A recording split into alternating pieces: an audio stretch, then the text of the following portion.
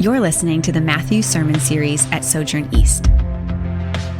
In this series, we're following Jesus as he calls us to take on his yoke and experience true discipleship. Today's scripture is from Matthew 12, 1 through 14. At that time, Jesus went through the grain fields on the Sabbath. His disciples were hungry and began to pick some heads of grain and eat them. When the Pharisees saw this, they said to him, "Look, your disciples are doing what is unlawful on the Sabbath." He answered, "Haven't you read what David did when he and his companions were hungry? He entered the house of God, and he and his companions ate the consecrated bread, which was not lawful for them to do, but only for the priests. Or haven't you read in the law that the priests on Sabbath duty in the temple desecrate the Sabbath and yet are innocent? I tell you that something greater than the temple is here. If you had known what these words mean, 'I desire mercy, not sacrifice,' you would not have condemned the innocent. For the Son of Man is Lord of the Sabbath." Going on from that place, he went into their synagogue, and a man with a shriveled hand was there. Looking for a reason to bring charges against Jesus, they asked him, "Is it lawful to heal on the Sabbath?" He said to them, "If any of you has a sheep and it falls into a pit on the Sabbath, will you not take hold of it and lift it out? How much more valuable is a person than a sheep? Therefore, it is lawful to do good on the Sabbath." Then he said to the man, "Stretch out your hand."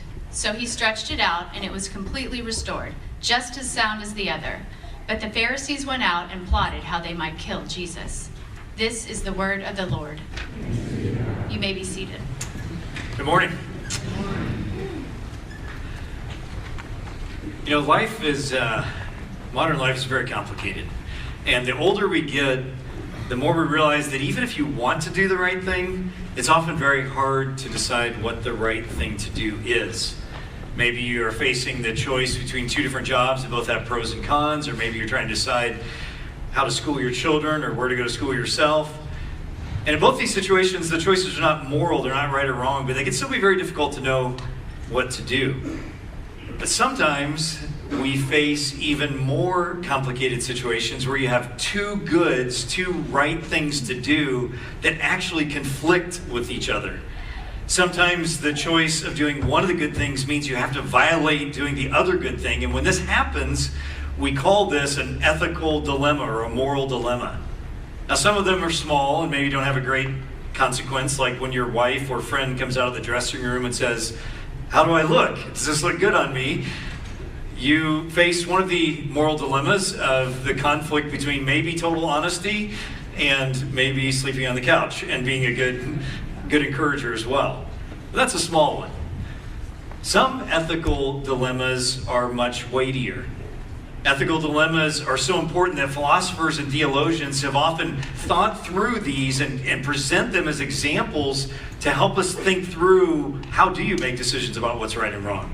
So imagine with me if you're in a time and a place where you've experienced economic collapse and the government's collapse, so there's no services available from the government, and despite your genuine efforts, you've tried to find work and there's just no money and there's nothing to be had, at least you don't have any access to it, and you have 4 young children who are very sick and starving. Is it right or wrong to steal food and or medicine to provide for your family?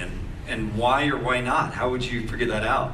Or maybe take the very famous trolley problem. Maybe some of you have heard this one before. So you're walking by some trolley tracks in your city and you hear yelling because the brakes on this trolley that are going by have gone out, and you happen to be standing right by this switch, and the trolley's gaining speed. It's going to go down a hill and crash. But you're standing by this switch, and you could either just let it keep going, or you could switch the track and it would go into a place like maybe a sand pit or something that would save them. But there's somebody on those tracks whose back is turned and they don't know, and you have to decide, do you pull the switch or not?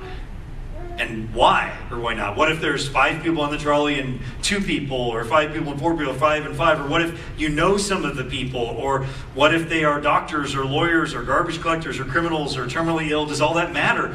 That's a moral dilemma. That's wrestling with which good outweighs the other.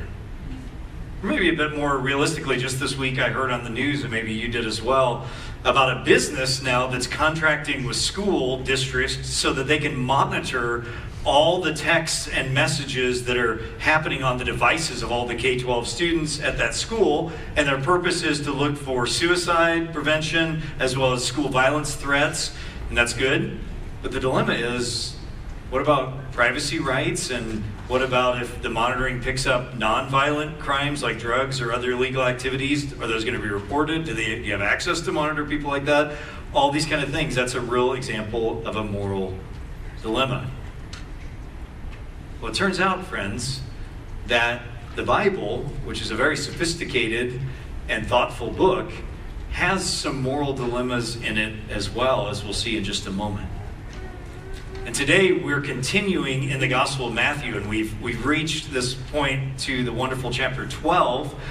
And in fact, this chapter is so rich and has so much going on in it that we're going to be spending the next 4 Sundays to kind of wrap up the fall before we start our Advent season in this. And while Pastor Kevin's away, I'll be with you these 3 Sundays, and then Pastor Mike Cosper will take the last one. So there's a lot going on in chapter 12, and we're going to be looking at the first 14 verses. And the reason I started with this idea of ethical dilemmas is because we're going to see this is exactly what's going on in this text. It goes right at the heart of the issue. Jesus has a massive conflict with his enemies, and the way he responds to it is truly astounding. So let's turn to it. You've got it printed in your bulletin. You can also, as we go along, we'll put it on the screen. Let's turn and look at Matthew chapter 12. If you have a Bible, you can look there too. So our story today is actually 2 stories that are woven together. You're supposed to take them as one. And they're 2 stories that happen on a Saturday. And why is that important? It's because Saturday, for the Jewish people, they called the Sabbath, still called the Sabbath. It's the 7th day of the week, according to God creating the world. And in typical Matthean style, we don't have to wait very long at all to get a sense of what the issue is in the story. He's very quick in his storytelling. So look at those first 2 verses again with me in chapters 12, 1 and 2. It says, "At that time, Jesus went through the grain fields on the Sabbath, and his disciples were hungry, and they began to pick some heads of grain and eat them. And when the Pharisees saw this, they said to him, 'Look, your disciples are doing what's unlawful on the Sabbath.'" Okay, so far in Matthew, we've been seeing his, what we call peripatetic ministry. He's traveling constantly. He's going around, he's teaching, he's preaching, and he's healing people and casting out demons and loving people with great compassion. And if all these thousands of people following him, and of those thousands of people, he chooses 12 to be his disciples, to be with him, to learn and to do what he does. And now that 12, those special disciples, are walking along with Jesus on a Sabbath day, on a Saturday, near Capernaum, heading to the local synagogue for worship and the hearing of Scripture. And as they're passing through some fields, they do something very natural, right? As natural as you stopping by Starbucks or a donut shop on the way to church, right? They're walking through these fields, and they pluck some ripe heads of grain, they rub them between their hands, get the seeds, and pop them into your mouth, into their mouths. And that may not sound appealing to you, but I've actually done this before. I remember a long, long time ago when I was in the Czech Republic. It doesn't work with corn, it works with wheat, so don't try it with corn. But it's kind of an enjoyable and natural thing to do. So it's a natural thing as they're on the way to the synagogue, but the Pharisees, the Bible experts, the cultural and religiously conservative people who really know their Bibles, they were not happy. And so they turn straight to Jesus because he's responsible for his disciples. And they basically say, "Hey, your students on this field trip are out of control, right? And you're responsible for this." You see, from the Pharisees' perspective, what Jesus' disciples are doing is clearly work. They're basically harvesting and threshing the same thing that farmers do 6 days a week. And this is the problem because it's the Sabbath and you're supposed to be a day of rest. And why is that a problem? Because, as the Pharisees say, what you're doing is not lawful. Or maybe, I think a much better translation maybe for us, just to put it in our parlance, would be, it's not biblical. Right? They're basically saying what your disciples are doing is not biblical. And where did they get this idea? Well, I think pretty clearly from the Bible, right? I mean, the Sabbath commandment to rest and not work on the 7th day, it's right there in the 10 Commandments. It's the 4th commandment. Let me read it for you. Remember, God says, the Sabbath day by keeping it holy. 6 days you shall labor and do all your work, but the seventh day is a Sabbath to the Lord your God. And on it you shall not do any work, neither you, nor your son or daughter, nor your male or female servant, nor your animals, they get a day off as well, nor any foreigner residing in your towns. For in 6 days the Lord made the heavens and the earth, the sea, and all that's in them, but he rested on the seventh day. Therefore the Lord blessed the Sabbath day and made it holy. So in other words, this commandment about the Sabbath, it's right there in the Ten Commandments, is based on creation itself. And it comes up over and over again all throughout the Old Testament. God's prophets encourage us to do this, and God speaks that this is important that you do. And so the reason why God did this, the reason he commanded a Sabbath day of rest, was because it was good for God's people, so that they would have a regular habit and rhythm of healthy rest. And that regular habit and rhythm of having a day where you're not working, you can then recenter yourself on God and worship him and learn about him and study him, have your life renewed. And that's, of course, what we do weekly, too. It's a good habit that shapes our lives. A Sabbath rest once a week, just like our 1/3 of our day that we sleep, is built into God's design for us as individuals and as society to remind us that we are dependent on God in everything. We can and should work hard, but we have these built-in rhythms of sleep and rest. And for me, it's just a few hours a night usually, but still, it's a good rhythm that we're not in control, that God is in control. Now, because the Jewish people, especially the Pharisees, sincerely wanted to be faithful to God and obey the scriptures, this Sabbath becomes a big deal. In fact, it kind of becomes one of the key markers of what it means to be a faithful Jew. The Jews who don't do this, even today, it's a debate, they're not seen as faithful. And we know this because, you see, we not only have the Bible, the Old Testament for the Jewish people, we actually have a bunch of other Jewish documents all throughout history, including some that come from a little later than the Bible, but they reflect some earlier times around Jesus' time, a collection of rabbinic teachings called the Mishnah. And in the Mishnah, you have this whole section that's just dedicated to the questions about the Sabbath, the Shabbat. Right? So you've got these 39 categories within the Shabbat section to say, here's the things you can do and not do. Here's how much you can carry and not carry. You may have seen in the Bible sometimes they'll talk about a Sabbath day's journey. That's because there were rules that you could go about a half a mile is all that you could go without violating the work rule. And that idea of not working on the Sabbath continues all throughout Jewish history, including to modern day Israel especially. So Orthodox Jews in Israel today, there's no public transportation on Saturday on the Sabbath, and any work, especially for very strong Orthodox Jews, like using electrical items or turning on a light switch is work, so you plan ahead. So if you're going to need a light in a room the day before the Sabbath, you go ahead and turn it on. And you unscrew the light bulb in your refrigerator so you can still open it without causing that light to come on and still use it, right? And if you already prepared food, etc., and if you have to use an elevator on Shabbat, on the Sabbath, well, they have these special Shabbat elevators that are pre-programmed so that on Saturday they stop at every floor so you don't have to do the work of pushing the button, right? I know that might sound kind of crazy to you and me, but I want you to understand that this is out of a sincere desire for most of them to really obey God's laws of the Sabbath, right? So it's a serious issue. And so you can understand way back here, 2,000 years ago, they are very upset with Jesus and his disciples. So what's he going to say? What is his response to that they're working? Before answering that, jump ahead to verse 9, because I said there's two stories here that are meant to be read together. If you look at chapter 12, verse 9, it says, after he responds, which we'll come back to, going on from that place, he went into their synagogue, and a man was there with a shriveled hand, and looking for a reason to bring charges against Jesus, they asked him, is it lawful, is it biblical to heal on the Sabbath? So now again, Jesus and his disciples, they've been traveling on this Sabbath day. They've arrived at the gathering, the synagogue in Capernaum. And this time the Pharisees are loaded for bear. They are fed up with Jesus' craziness and his all the stuff he's doing, and they want to trap him, they want to bust him, and this is their opportunity. They're set up this Sabbath-breaking situation and say, is it biblical for you to heal on the Sabbath? Let's see what happens. What's he going to say? Well, simply, what Jesus says in both of these stories is astounding. I've been studying this passage for a lot of years, and every time I read it and think about it, I am shocked, again, about how sophisticated, how nuanced, how challenging, how deeply biblical, and also how completely unexpected it is that he says. And in response to both of these challenges on the Sabbath, Jesus is like a skilled fencer. He agile parry and riposte, right? He blocks and then turns and shows them that they actually don't know their Bibles as well as they think they do.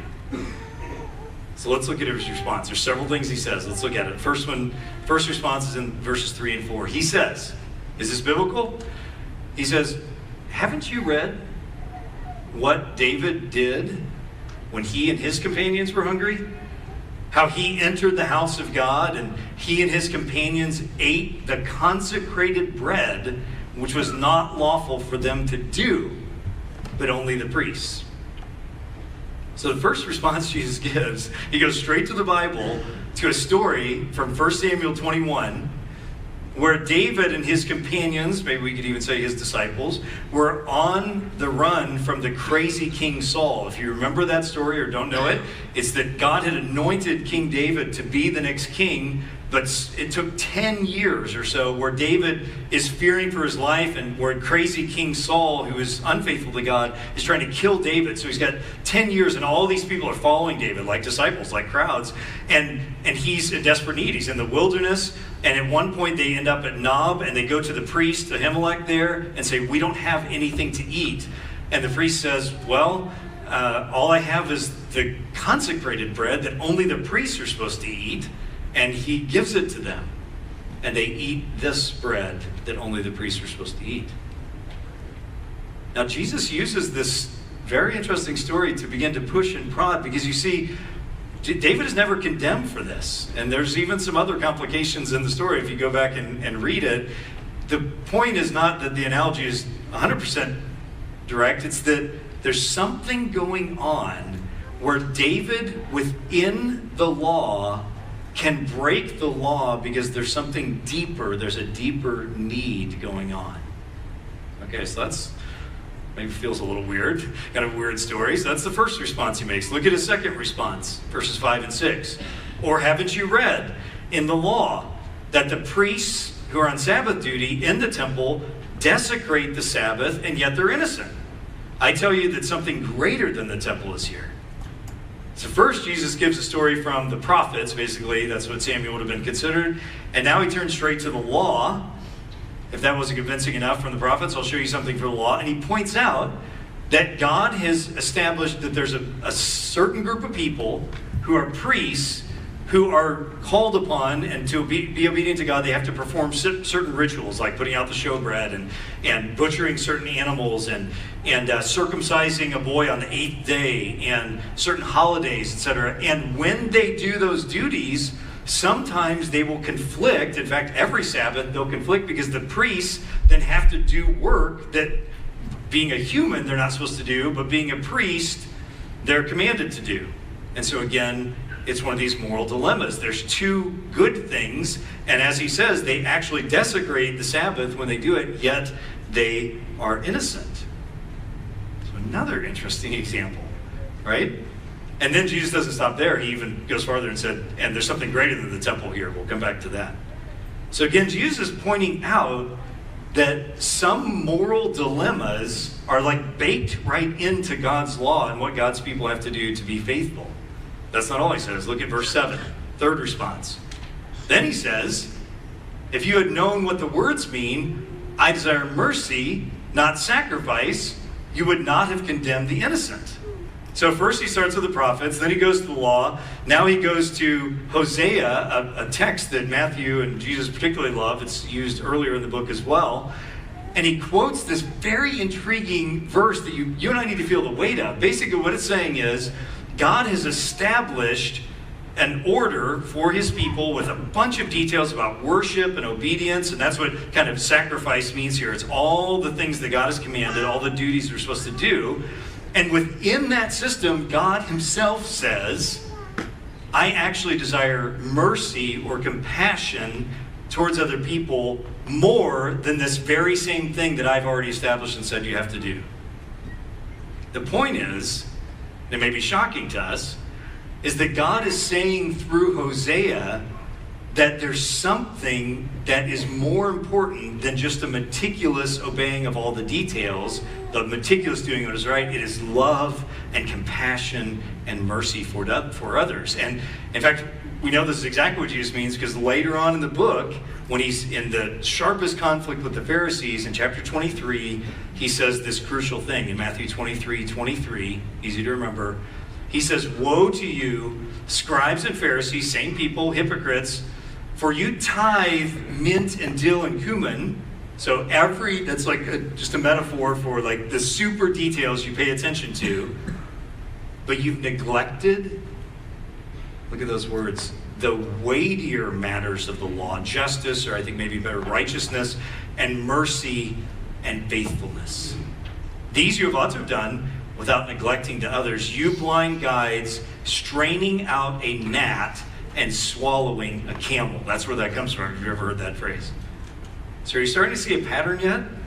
Jesus is showing, and it's a little uncomfortable, that in the Bible itself there are moral dilemmas. That is, that we need the wisdom to weigh out, to sift what is the right thing to do, and it won't always be what we immediately think. But Jesus isn't done yet. Look at verse 8. His fourth response. He says, after all this, for the Son of Man is the Lord of the Sabbath. So if you're reading through Matthew, he's already called himself the Son of Man, and that's really, really important. Because the Son of Man in Matthew is referring back to the book of Daniel, where there's this mysterious person who is distinct from the Ancient of Days, yet he has all glory, honor, and dominion and rule. So there's this being who is separate, but also shares in the same glory and honor. It's a mystery. And the Gospels say that's Jesus. The Son of God, Jesus, is this Son of Man. And so basically what Jesus is saying in verse 8 is, you know what the ultimate answer is? Why my disciples are okay? Because I'm greater than the temple, I'm greater than David, I'm greater than Moses. I'm actually the Lord of the Sabbath. And this is what I would call manuscript drop, right? This is the moment that's like whatever else I might argue, I'm actually the Lord of the Sabbath. He is the arbiter of what is true. There's actually one more final response Jesus gives, and it's in the second story after they're trying to trap him. And this is the final and culminating one. Look at verses 11 and 12. Jesus said to them, after they're saying, is it biblical to heal on the Sabbath? He says, if any of you has a sheep and it falls into a pit on the Sabbath, will you not take hold of it and lift it out? And how much more valuable is a person than a sheep? Therefore, it's lawful, it's biblical to do good on the Sabbath. So Jesus' final response to this question of what's biblical regarding the Sabbath, he refers to what we might call for them the animal in the hole dilemma. Right? So they didn't have trolleys, so they didn't have the trolley dilemma, but they had the animal in a hole dilemma. Right? Which is, and this happened often enough in the ancient world, that there were all kinds of debates about this animal in the hole dilemma. So you have an ox or a camel or a sheep, it stumbles, it falls into a big ravine that it can't get out of on a Sabbath. So then you face a dilemma. It's a valuable piece of property and money. Maybe it's hurt, maybe it's moaning, maybe it's upside down. But to get it out would require work. And you'd have to break the Sabbath. So it's the animal in the hole dilemma. What are you supposed to do? Well, the Jewish rabbis of different traditions had all kinds of debates on this. The people who lived in Qumran, those Dead Sea Scroll people, they were hardcore, and they said, no way, no work, animal dies. Suck it up. Right? Later rabbis said, well, there might be some exceptions to this. So we can't do work on the Sabbath, but maybe you can drop some food down into the pit so they can survive till Sunday. Or maybe if it's really muddy, we could put some tarps or something down there so maybe the animal could get themselves out. I guess you just kind of walk by and drop it or something, right? And again, I know it sounds kind of crazy to us, but I want you to appreciate that they're trying to do what's right? They're trying to obey the Sabbath, but also trying to face this other good. And then because of this animal whole dilemma, some people then start to ask the question, okay, so what do you do about if someone's sick or someone's giving birth on a Sabbath? Can you help them, etc.? And different rabbis have different opinions. The super conservatives say, no, it doesn't matter. Most of the rabbis would say, there are exceptions to this, right? Well, Jesus looks at this whole situation, right? You have this man who's deformed, and so he's cut off from working probably. He can't go to the temple. It's this poor man who's in great need in the synagogue. Jesus looks at this whole situation. He knows all the debates, all the stuff that's going on, the animal whole dilemma, all that, and he just says, "Oy vey, this is ridiculous," right? You see, it would have been easy for Jesus to just say to the man, and this would have made the Pharisees happy, if he could just have said, "I really care about your situation, but we can't break the Sabbath, so if you could just hold on for a few hours." And then the Pharisees couldn't have been mad at him, right? Because that's what they wanted him to do. But Jesus, he won't stand for it. He sees the issue, and he will not avoid going to the heart of the matter, that compassion and need overrule such fastidiousness. Because he ultimately says in verse 11, you're missing the point. The point is not all the things you can't do to accidentally work. The point is the Sabbath is for doing good. That's the key in verse 11. The Sabbath is for doing good. That's the point of it. So he heals the man right there in the synagogue on the Sabbath. That's a lot. You just thought, what's he going to say about those tiny little verses? There's a lot in there. And I know I've said a lot, and it's such a very tense situation. So I want you to notice, ask the question, so what does all this mean? I want you to notice how careful and nuanced and beautifully wise Jesus is. He doesn't just say, Sabbath rules are stupid, I don't have time for that. Nor does he placate and appease and kind of walk on eggshells so he doesn't offend the very conservative biblical scholars. He doesn't deny the good of the Sabbath, but he presses into the heart issue of what work is and really what the Sabbath is meant to be. And I'd like to suggest to you that if you step back and look at all 5 of Jesus' responses in this, they really boil down to one beautiful two-sided coin, two-sided idea that is absolutely crucial. And it's really the exact same thing that Jesus was already teaching in the Sermon on the Mount. I'd like to suggest to you that chapter 12 is really just another application of the same teachings of the Sermon on the Mount. And what is that two-sided truth? The first part of it is this, that Jesus is showing us that even when we are trying to do what's right, that it is so easy for us to misinterpret God's commands. That we need to read God's word for the intent that is driving at our hearts, not just the surface commands. And it's so easy to not do that. Do you remember back in the Sermon on the Mount when Jesus gave instructions about big issues like adultery and murder and oaths and all these sort of things?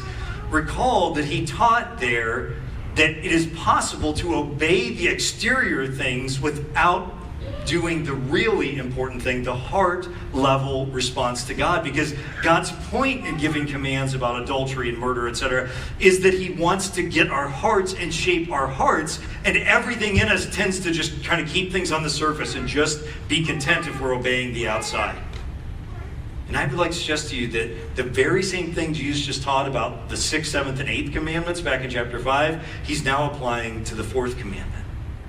The story of David, the story of the priest, the quoting of Hosea 6:6, the helping of an animal or person in need. At the heart of all of that is this crucial idea that there are commands, but if you don't learn the wisdom to sift what are the weightier matters of the law, you're in the great, potentially dangerous situation of, out of zeal for the Bible, actually not being biblical. And so too with the Sabbath, Jesus is saying, the point of the Sabbath is for rest, for flourishing, for our good, for doing good. And so Jesus is upset with the Pharisees and scribes that they're so blinded by their slavish obedience to the law and its thousands of complex applications that they've missed the point of what God was doing with the Sabbath. And so if you and I face one of these ethical dilemmas that will either give life to people or obey a Sabbath stipulation, Jesus is saying, obviously we choose life and compassion. As the great commentator Dale Bruner says it, the point of the law is not the scrupulous self-sacrifice you draw from it, but it's the wide-hearted humanity that the prophets make of it. Or we might say, paraphrasing Hosea 6:6, God saying, I want human sympathy, not just superhuman principles or disciplines. Does that make you feel uncomfortable? Does that feel a little too loosey-goosey? Good. You're experiencing the cognitive dissonance, the disruption that Jesus brings into all of our settled things. We want everything to be settled and fixed and solved and black and white in every way.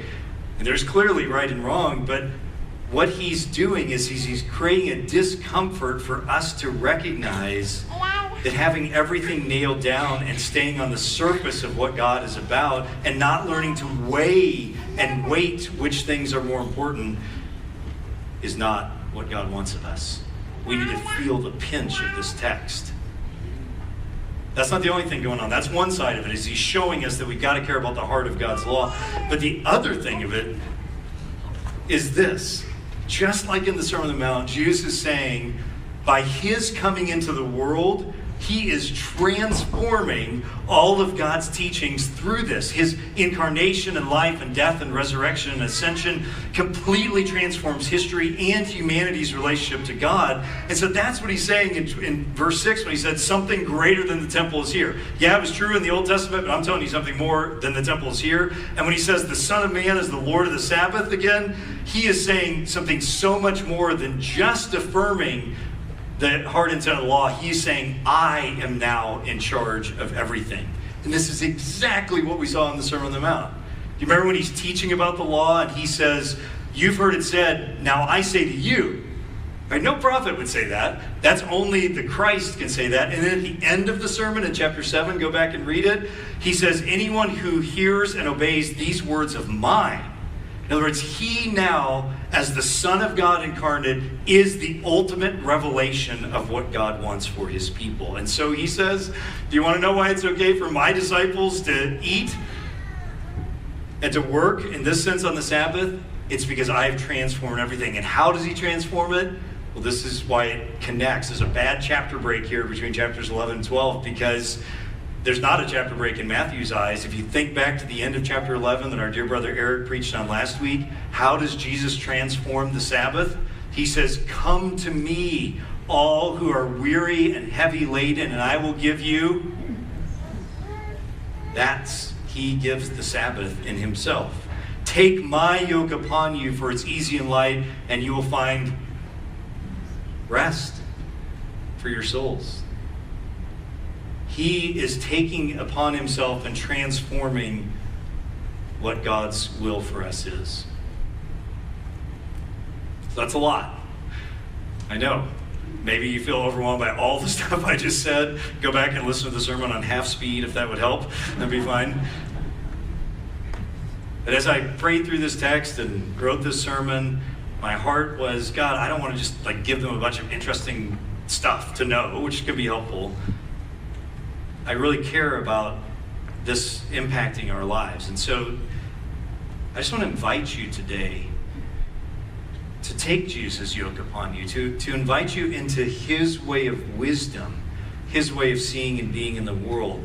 Because this week you and I will face all kinds of situations and people. I doubt that you and I will find ourselves standing at a track with a big lever and have to say, should I pull it or not? I realize that's probably not what's going to happen in your lives. But I'm going to go out on a limb and suggest that probably somebody's going to wrong you this week, and somebody's going to do something wrong, someone you know this week, maybe against you, maybe not. Maybe you're going to get triggered. Maybe you become obsessed with what your wife or husband or friend said, and you're playing it over and over in your mind and getting more agitated and hurt and angry and upset. And maybe what they did really was wrong. Maybe it's only that you perceived it as wrong, but maybe it really was wrong as well. What do you do? Well, I think what we see here is an invitation to learn to take Jesus' yoke upon us and learn his way, God's way of seeing the world. And when he looks upon the world, God who knows right and wrong for sure and cares about it, but he looks upon the world with compassion. And he looks at the heart of people's need for rest.